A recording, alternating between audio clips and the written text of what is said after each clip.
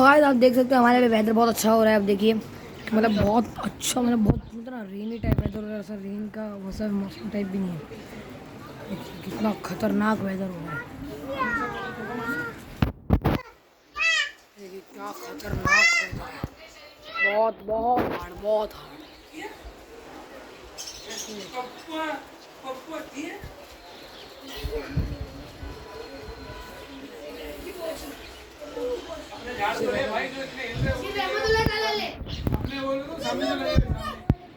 मेरे कितने झाड़ हिल रहे हैं।